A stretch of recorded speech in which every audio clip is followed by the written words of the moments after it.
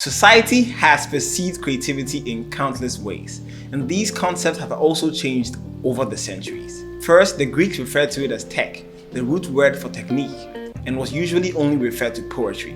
In Rome, the Greek idea was expanded to involve other forms of visual arts, because like poetry, all other forms of visual arts were highly based on inspiration and imagination.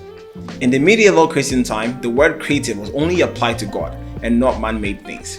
Therefore, man-made things that exhibited any form of creativity was called craftsmanship, and not really creativity. The 20th century has been the highest contributor to the expansion of the concept of creativity. Now, the word transcends the field of just arts and has crept into our daily lives. Today, creativity can be described as a strong desire to explore and express the self, to form something of value to the creator and others. The created object may be tangible or intangible. Maybe that's just how I call it. In the modern world, creativity is not only a craft but has become the main source of living for many people across the globe. Employers rely on the creativity of their employees to come up with new ideas and solutions for their businesses. Artists rely on their creativity to stay unique and relevant in our times.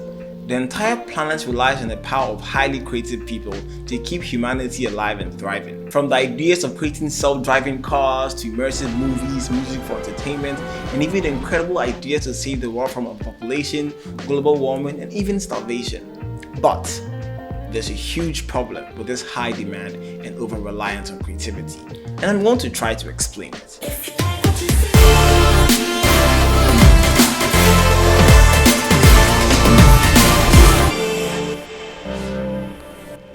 You know, creativity can't be rushed or automated, at least not without some severe consequences.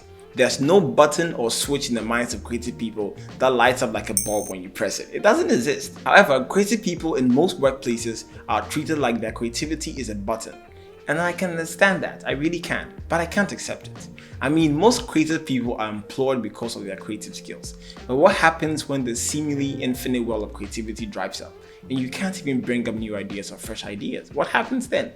Here's a plea, right? Here's a plea to both employers of creative people and people who try to monetize creativity. Let's make this world a better place. To the employers, here are a few things you can do to help creative people grow and create better things, which will make your business bloom. Create a solid workflow structure, but be prepared to be flexible when the time comes, right? As much as creative people love to be productive, it's not always a one-way street, and sometimes it's actually really rocky. So be prepared to roll out the plan B when things don't go as planned. Be their friend. Creative people see the world very differently and are usually very emotional people. One of the biggest contributors to the work of a creative person is the quality of their mental wellness. The workspace, whether in a physical office or behind their computers, is usually the escape they need from both a tough and complicated world. Therefore, to get them at their best, be their friend, listen to their worries and fears, and try to offer some help, or at least be a safe space for them to vent out. Be a role model if you can. Encourage them to face their weaknesses and inadequacies.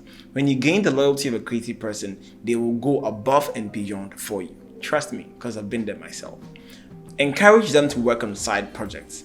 Nothing hurts more to the mind of a highly creative person than routine and lifestyle repetition. That sucks, right? So encourage your creatives to take side projects or work on personal projects outside of work. This allows them to take a break from their full-time jobs, and it serves as a reset button that will allow them to continue to be creative, which will benefit you in the long run. Give them space to create and to fail. A controlling boss is the closest thing to a creative turn-off you can find, right? It's just crazy. The environment that encourages creativity is a risk-accepting one. A part of being creative is taking risks, right? Sometimes it fails, sometimes it becomes a masterpiece. Allow your creatives to feel free and safe to make mistakes. This will only increase their chances of really bringing out the best that they can offer. The topic on creativity is quite complex, and I plan to dive into various factions of being a creative person and the types of mental ordeals you go through on a daily basis. If you have any topics under creativity that you're willing to share, kindly put them in the comments below and I will share my thoughts on it. I'm usually head over heels about this thing. As usual, this is the end of the video, and thank you guys so much for watching, and I'll see you next time. Bye.